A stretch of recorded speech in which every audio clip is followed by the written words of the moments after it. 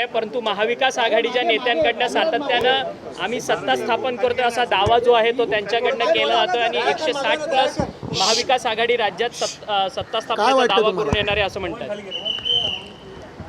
राज्यामध्ये ज्या विधानसभेच्या निवडणुका झाल्या त्या निवडणुकीमध्ये भारतीय जनता पार्टी आणि मित्र पक्ष मिळून आम्ही निवडणुका लढलो.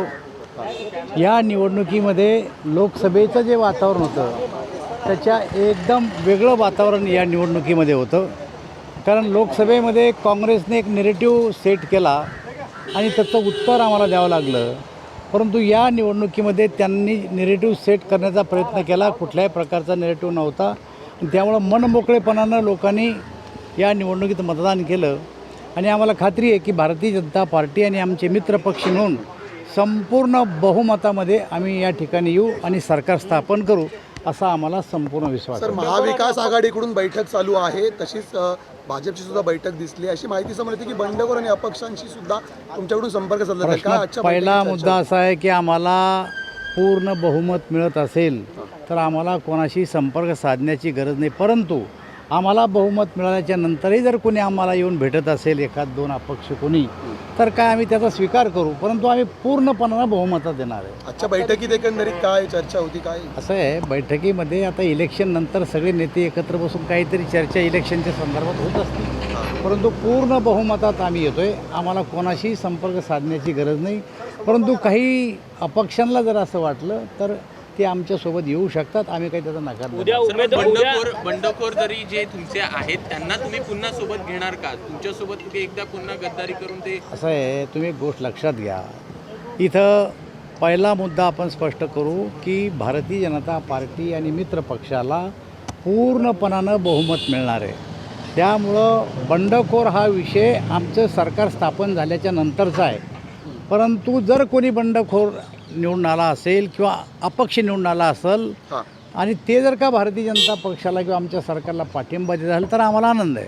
पण संजय राऊत बोलत आहेत की तुम्हाला खूप घाई झालेली आहे भाजपला आणि घाईमध्ये तुम्ही अदानीला सुद्धा मुख्यमंत्री करू शकता. हे बघा, संजय राऊताला सकाळी 9 वाजता काहीतरी बोलल्याशिवाय आणि तुम्ही त्यांच्याकडून काहीतरी काढल्याशिवाय ते जेवणच करत नाही.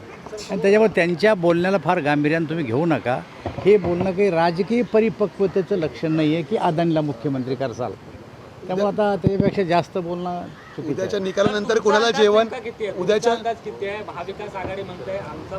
भारतीय जनता पार्टी मित्रपक्ष पूर्ण बहुमत आमचं येणार आहे आणि सरकार आम्ही स्थापन करणार आहे. उद्याचं जेवण कुणाला जाणार? उद्याच्या निकालानंतर कुणाला जेवण जाणार नाही असं वाटतं? आणि असं आहे की आमचा निकाल कोणाला चांगला वाटेल, कोणाला वाईट वाटेल, परंतु आमच्यासाठी आणि या राज्यातल्या जनतेसाठी निकाल हा चांगला असणार आहे. सर, निवडणूक आयोगाने मतदानाच्या टक्क्याच्या संदर्भात कुठेतरी गफलत केलेली आहे. 65.2% ज्यावेळेस मतदान संपल्यानंतर त्यांनी आकडेवारी दिलेली होती आणि त्यानंतर आज ते आकडेवारी देताना 66.3ची आकडेवारी देतात. 1.3ची आकडेवारी. निवडणुकीची आकडेवारी निवडणूक आयोगानं दर तासाला, दर 2 तासाला, दर 3 तासाला जाहीर केली आहे आणि सगळं कलेक्ट होत शेवटी जेव्हा आकडा येतो त्यामध्ये खालीवर आकडे होत असतात. मला असं वाटतं हा निवडणूक आयोगाचा विषय, हा आमचा विषय नाही. विरोधी पक्ष याच्यावरतूनच आक्षेप घेतात. फायदा होईल असं वाटतं. वाढलेल्या मतदानाचा जो टक्का आहे तो प्रामुख्यानं महिलांचं मतदान वाढलेलं आहे आणि लाडकी बहिणा ह्या ज्या काही आहेत ह्या संपूर्णपणानं आमच्या महायुतीला पडलेल्या आहेत. सर, विदर्भ इकडे कुठल्याच पद्धतीचा फटका पडणार नाही असं म्हणायचं का? मराठवाडा विदर्भामध्ये गेम चेंजर दिसेल का भाजपला? नुकसान भाजपला होत नाही असं दिसतं. असं आहे, भारतीय जनता पार्टीला ना मराठवाड्यात नुकसान आहे, ना विदर्भात नुकसान आहे, ना उत्तर महाराष्ट्रात नुकसान आहे, ना पश्चिम महाराष्ट्र, कोकण, मुंबईसह कुठेही भारतीय जनता पार्टीला नुकसान झालेलं नाही. उलट लोकसभेपेक्षा कितीतरी परिस्थिती आत्ता यावेळेस सुधारलेली आहे.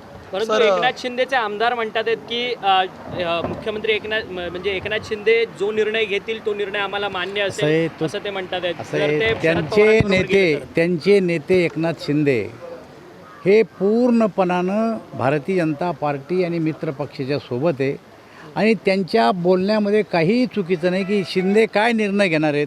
त्यांना माहिती आहे की ते भारतीय जनता पार्टी, शिवसेना आणि NCP बरोबरच राहणार आहे आणि त्यामुळे जो मुख्यमंत्र्याचा निर्णय तो त्यांचा निर्णय आहे. सर एक बार हिंदी में भी बता दीजिए, कुछ हो रही है उनके बारे में क्या कहेंगे? मुझे ऐसा लगता है कि भारतीय जनता पार्टी और हमारे जो अलायंस पार्टी है, हमारी पूरी बहुमत से सरकार आने वाली है।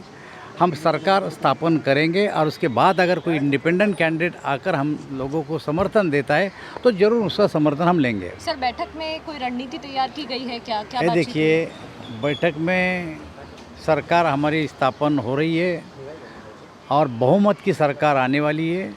इसके सिवा और क्या चर्चा हो सकती है मीटिंग में? हम सरकार स्थापन करने जा रहे हैं। महाविकास आघाड़ी में अभी से जो साधने की कोशिश है निर्दलीय प्रत्याशियों को, वो शुरू हो गई है। बताया जा रहा है होटल जिनको arrangement और ये सब जिनको भी होने लगे। अपनी सरकार नहीं आएगी ऐसा लगता, वो एक दूसरे को फ़ोन कर रहे। हमने तो बैठकर ये चर्चा की कि भारतीय जनता पार्टी की सरकार आ रही है, हम सरकार बनाएंगे। अगर सरकार बनने के बाद कोई अगर इंडिपेंडेंट आकर हमसे मिलता है तो जरूर उसकी मदत लेंगे। सर, महाविकास आघाडीचा मुख्यमंत्री पदाचा चेहरा निकालाच्या 12 तासानंतर लगेच जाहीर केला जाईल असं वडेट्टीवार असं आहे, महायुतीचा चेहरा कधी जाहीर? महायुतीचा चेहरा हा आमची भारतीय जनता पार्टी आणि आमचे मित्र पक्ष बसून विधिमंडळ पक्षाचे नेते निवडतील। त्यात आमच्या नेत्यांची बैठक होईल आणि बैठकीनंतर आमचा नेता निवडला सर जाईल। प्रकाश आंबेडकर म्हणतात आहेत की जो पक्ष आता सत्तेत जाईल आम्ही त्यांच्या सोबत राहू। मग भाजप प्रकाश आंबेडकरांना जर सत्तेत आली भाजप तर सोबत घेईल का? असं आहे आणि असं ते म्हणले, आता त्यांची भूमिका काय राहील तेव्हा आमचं सरकार स्थापन होईल तेव्हा त्यांची भूमिका स्पष्ट होईल आणि त्याच्यानंतर त्याच्यावर बोलू आपण। नाही, त्यांनी भूमिका स्पष्ट केली आहे। भाजपने याआधीही असं आहे. काँग्रेसवरती आरोप केले होते की आंबेडकरांचा पराभव हा काँग्रेसनेच केलेला हे होता। तर मी पण अनेक भाषणात सांगितलं आता या भंडाऱ्याला आंबेडकरांना पराभव तुम्ही जवळ केला, घेणार दादरला पराभव केला, डॉक्टर बाबासाहेब आंबेडकर जे संविधान आहे जे आम्हाला बदलण्याचा चार्जेस आमच्यावर लावले होते, आत्तापर्यंत ते संविधान त्यांनी साऱ्या देशभर लागू केलं नाही। काश्मीरमध्ये रिझर्वेशन नव्हतं। डॉक्टर बाबासाहेब आंबेडकरांनी जे संविधान लागू केलं होतं ते कुठं देशभर लागू होतं? आत्ता 2022ला ज्या टायमाला 370 हटलं त्या टायमाला देशभर संविधान लागू झालं। त्यांच्या वंशजांना तुम्ही जवळ करणार का? अरे असे हे बघा, बाळासाहेब जरी आमच्या अलायन्समध्ये नसले तरी त्यांच्याप्रती आम्हाला आदर आहे, पण त्यांचे जे काही मतदार आहे, समर्थक आहे, ते तर पूर्वीपासूनच आम्हाला मतदान देतात ना। सर बहुजन विकास आघाडीने तुम्हाला मागच्या वेळी पाठिंबा दिला होता जेव्हा आता सरकार बनलं त्यावेळी, आता बहुजन विकास आघाडी विनोद तावडेच्या प्रकरणावर नाराज आहे, त्यांना संपर्क करणार? आमच्यावर कोणीही नाराज नाही, तुम्ही चिंता करू नका। आमच्यासोबत राहतील सगळे, जे पूर्वी आमच्यासोबत होते तेही येतील आणि जे नव्हते तेही आमच्यासोबत येतील, कारण सरकार आमचं बनणार आहे। धन्यवाद सर, धन्यवाद।